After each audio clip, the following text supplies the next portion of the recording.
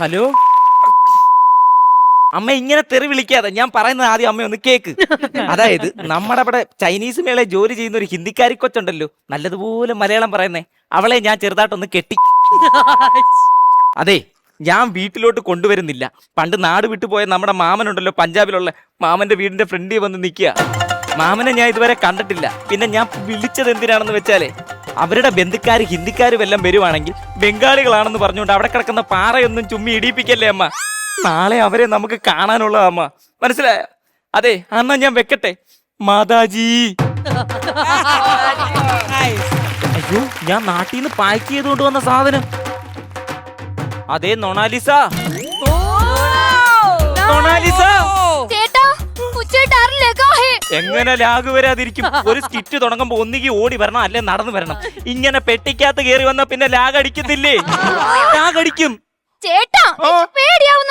ഈ പേടിക്കേണ്ട കാര്യമില്ല, മൊത്തം ഞാൻ നിന്നെ അൺബോക്സ് ചെയ്ത് തരാം.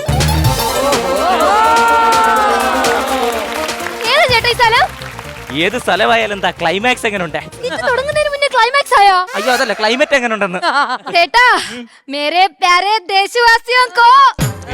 പോകരുത്. നിനക്ക് മലയാളം അറിയാവുന്ന ഞാൻ ഇവിടെ എല്ലാരോടും നേരത്തെ രജിസ്റ്റർ ചെയ്ത്. നിനക്ക് മലയാളത്തിൽ പറയാൻ പറ്റുമോ? അപ്പൊ ഞാനിവിടെ ഹിന്ദി പറയണ്ടേ? വേണ്ട. ഒന്ന് പോടോ ഹേ. താണ്ട ഹിന്ദി. ഒന്ന് പോണം ഹേ. താണ്ട പിന്നെ ഹിന്ദി. ഞാൻ മിണ്ടുന്നില്ല. അപ്പോഴേക്കും പിണങ്ങി. ഇനിയിപ്പം നമ്മൾ ഹിന്ദി പറയണമായിരിക്കും. പറയാം. മരപ്പട്ടി. അല്ല, മേരാ ബേട്ടിന്ന്. വിദ്യാഭ്യാസം ഇല്ലാത്തൊരു ചേട്ടൻ. നേരാന്നോണ അലിസ.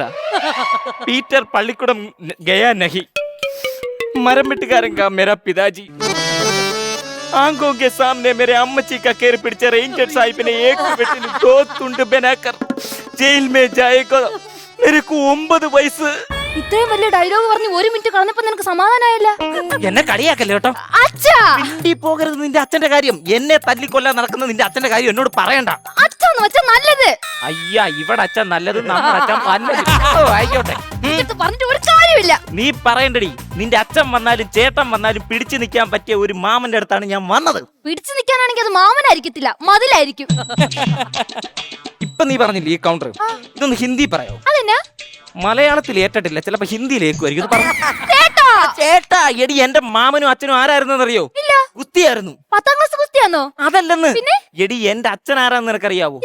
50 പഞ്ചാബികളെ ഒറ്റയ്ക്ക് ഇടിച്ചിടുന്ന് പറഞ്ഞിട്ട് 2 ലക്ഷം രൂപയ്ക്ക് ബെറ്റും വെച്ച് ഗോതയിലോട്ട് ഇറങ്ങിയ മനുഷ്യനാണ് എന്റെ അച്ഛൻ. അച്ഛന്റെ ഒറ്റ ഇടിക്ക് പഞ്ചാബികൾ പറന്ന്. എന്നിട്ടെന്താ, മത്സരം കഴിഞ്ഞപ്പോ 25 ലക്ഷം രൂപയാ എന്റെ ഈ കയ്യിലോട്ട് വെച്ച് തന്നത്. അച്ഛൻ ജയിച്ചപ്പോ കിട്ടിയതായിരിക്കും. അല്ല, അച്ഛൻ മരിച്ചപ്പോ കിട്ടിയ ഇൻഷുറൻസ് തുക. അല്ല, അപ്പൊ പഞ്ചാബിയോട് പറന്നെന്ന് പറഞ്ഞതാ?